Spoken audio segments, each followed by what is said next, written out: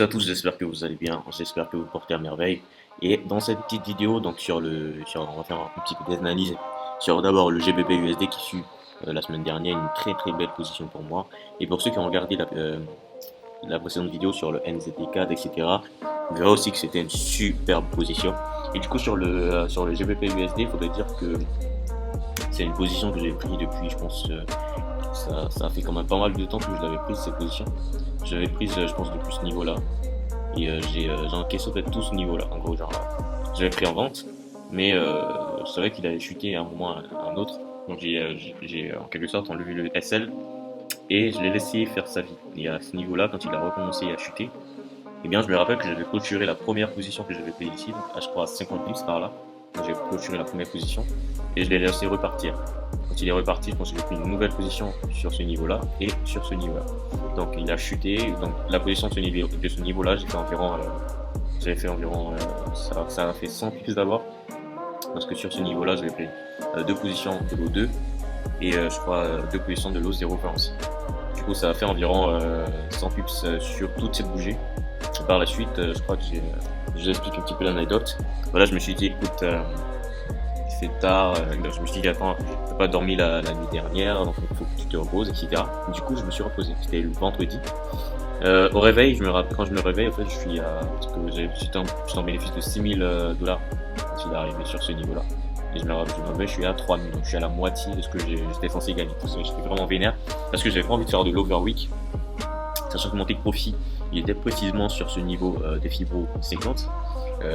Du coup, vous vous rendrez compte franchement que ça m'a vraiment vénère de fou. Mais c'est ça le trading. C'est exactement ça le trading. Et du coup, c'est dans cette vision-là, en fait, que j'ai pris cette position. Clairement, c'est une position qui était super belle. Elle était aussi quand même hyper visible. Il y a, en fait, ici à ce niveau-là, en fait, il y a deux possibilités. Soit le marché, il va retracer jusqu'à ce niveau-là, soit on est reparti pour toucher ce niveau-là avant de retracer. Voilà. Donc dans tous les cas, en fait, on est dans une vision pour un retracement, quoi. Voilà. Donc on est dans une vision pour retracer. Et si on veut vraiment calculer avec les vagues d'Elliott, parce que regardez, il y a une belle trendline qui est très bien respectée depuis très longtemps. Moi, je m'étais basé vraiment sur ce niveau de résistance pour vendre pour vendre sur ce niveau. Donc je crois que j'ai pris cette position, ça fait quand même pas mal, 2 semaines je pense, par là. 2 semaines ou une semaine, je me rappelle plus vraiment. Mais c'était vraiment une super position parce que sachez d'abord que le GBP USD il est quand même assez volatile et c'est hyper facile de faire 100 pips rapidement. Donc je pense que je devais être à moins de 200 ou moins quelque chose de pips, je me rappelle plus vraiment, mais j'étais quand même très mal, voilà, très mal. Je me rappelle très bien ma première position. Et par la suite, au fait, j'ai gardé la chiance, franchement. Donc là, franchement, je m'attends à une possibilité que le prix, en fait, vienne toucher ce niveau-là. Vienne toucher ce niveau-là. Et, en fait, qu'on reparte à la hausse. Voilà. Donc sur ce niveau-là, je me dis que le prix, il y a une forte possibilité que le prix reparte à la hausse. Donc nous, ce qu'on va tout simplement faire, c'est qu'on va attendre ce qu'on appelle une pattern. Donc avant que à tout moment, avant que le prix se retourne, il va forcément faire une pattern. Je prends le cas par exemple ce niveau-là. Ce niveau-là, on a une pattern sur ce niveau-là. Donc le prix va tout le temps faire des patterns, etc. Ici aussi on a une pattern, c'est un épaule-tête inversé. Donc le prix va tout le temps faire des patterns avant de se retourner. Et nous on va tout simplement attendre la vérification de ces patterns là pour éventuellement prendre maintenant la position acheteuse à long terme. Parce que là moi je vise minimum, je vise les 500 pips. Ouais. Donc ça pourrait être une super position aussi. Mais dans le cas contraire, si vraiment il casse pour la baisse, eh bien c'est vraiment quelque chose qui est peu probable aussi d'une certaine façon. Parce que selon la structure du marché, le prix ne peut pas stopper ou bien arrêter en fait, son mouvement pour faire autre chose. Voilà. On aura peut-être des manipulations, mais la structure normale du marché, en fait, elle peut pas être si facilement avortée. Même si on a un semblant d'avortement en fait de ces structures-là, en fait, c'est peu probable que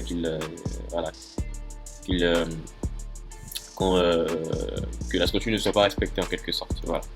Donc moi j'avais vraiment misé sur ce niveau de résistance qui était quand même un niveau qui était hyper fort pour moi. Et aussi, j'avais misé aussi sur le fait qu'il était en train de perdre de la force sur ce niveau-là. Et on se rendait tout simplement compte que le prix en fait, essayait tant bien que mal de se retourner. Mais il y a peut-être une manipulation parce qu'il faudrait savoir en fait que d'une certaine façon, les market makers ils ne considèrent vraiment pas en fait tout ce qui est zone de résistance de support, mais ils considèrent plutôt les zones où il y a de la liquidité en quelque sorte. Voilà, ils considèrent les zones de liquidité. Et du coup, vous vous rendez compte que par exemple les personnes qui avaient pris une position, je prends un exemple sur ce niveau-là, pour la vente, en fait, ils avaient sûrement mis par exemple des zones de leur SL sur ce niveau-là, pour un take profit par exemple sur ce niveau-là, par exemple. Donc, entry price ici, SL ici, take profit ici, on a un ratio d'environ 2,5. Vous voyez un petit peu. Donc, on a un ratio qui est quand même bien. C'est normal au fait que les market makers ont essayé d'aller chercher la liquidité qui se trouvait ici.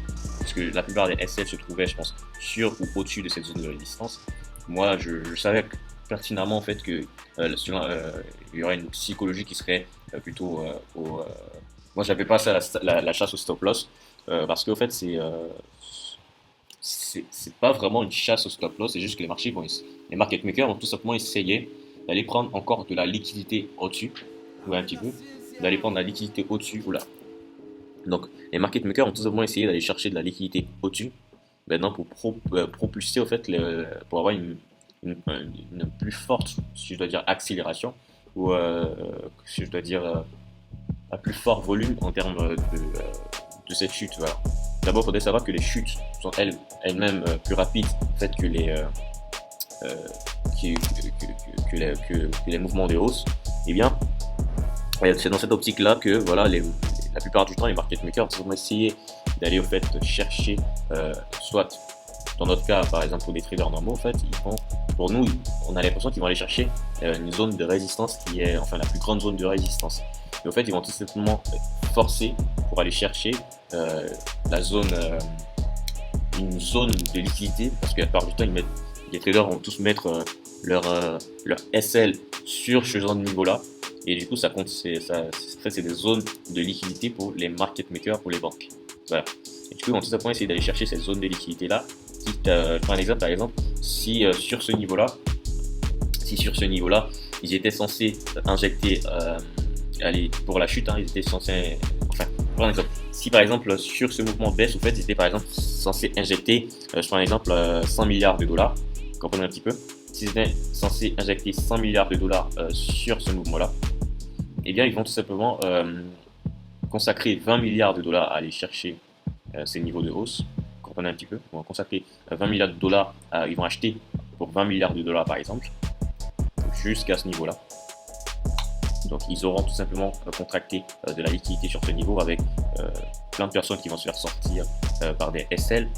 Et 20 milliards de dollars investis, eh bien, on va dire qu'il y a sur ce niveau-là, sur ce nuage, si je l'appelle le nuage, donc on va dire que sur ce nuage-là, on a tout simplement, on a peut-être 30 milliards de dollars sur ce niveau-là, vous comprenez un petit peu. Donc 20 milliards de dollars plus 30 milliards de dollars, ça leur fait déjà 50 milliards de dollars, donc 30 milliards de dollars de bénéfices, sans vraiment avoir commencé le vrai mouvement. Donc imaginez qu'ils ont 100 milliards de dollars à investir. Et ils ont injecté 20 milliards de dollars pour cette hausse. Ils ont contracté 30 milliards de dollars sur ce niveau-là. Donc bien avant même que le marché, enfin que leur mouvement ou bien leur investissement soit fait, eh bien ils se retrouvent de 100 milliards de dollars à 130 milliards de dollars. Vous comprenez un petit peu. Voilà.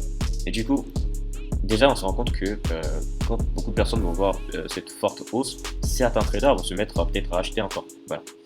Eux ils vont faire ok, fort mouvement, fort volume, ok, on a une structure haussière qui est en train de se former, plein de personnes vont acheter. Peut-être ils se disent par exemple que les marchés vont essayer d'aller chercher cette zone de résistance ici. Vous comprenez un petit peu. Ok. Donc ils ont injecté de l'argent. Cette bougie là elle était énorme. Paf, c'est parti. Qu'est-ce qui s'est passé? D'autres personnes vont acheter. Ils vont commencer à acheter, n'est-ce pas?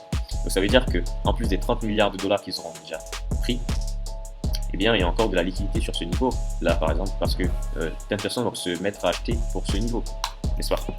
Ok. Donc la psychologie sera quoi? La psychologie sera tout simplement à maintenant récupérer la liquidité des acheteurs.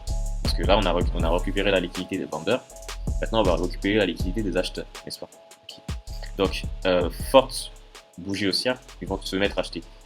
Plein de personnes, bon, la plupart seront par exemple en bénéfice de quelques pips, 10 pips, ce genre de choses-là. Et très rapidement, bien avant même qu'ils aient le temps de cligner les yeux, eh bien, l'investissement à la baisse se fera maintenant pour la baisse. Comprenez un petit peu. Donc, les market makers injectent de l'argent à l'avance. Bien avant qu'ils aient le temps de cligner les yeux, les marchés se retournent. Ils sont bloqués.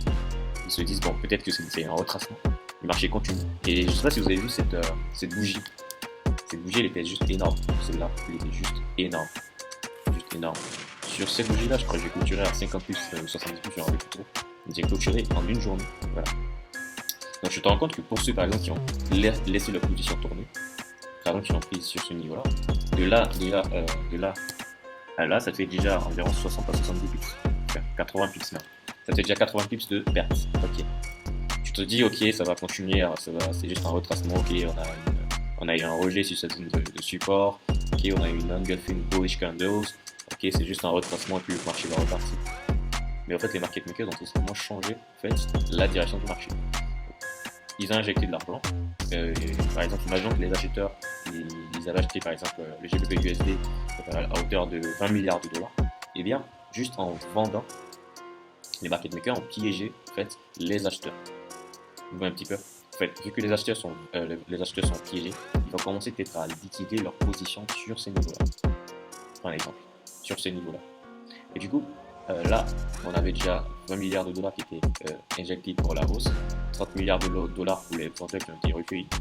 Ensuite, ils ont peut-être maintenant les 100 milliards de dollars maintenant qui étaient censés être investis seront maintenant réinvestis. Et imaginons que par exemple les acheteurs ont acheté par exemple 20 milliards de dollars, ils vont tous clôturer la position ici. Donc avant même que le vrai mouvement, parce que là on a peut-être des signes annonciateurs de mouvement, mais les traders vont commencer à liquider plutôt leur position. Donc on aura 20 milliards de dollars encore qui sera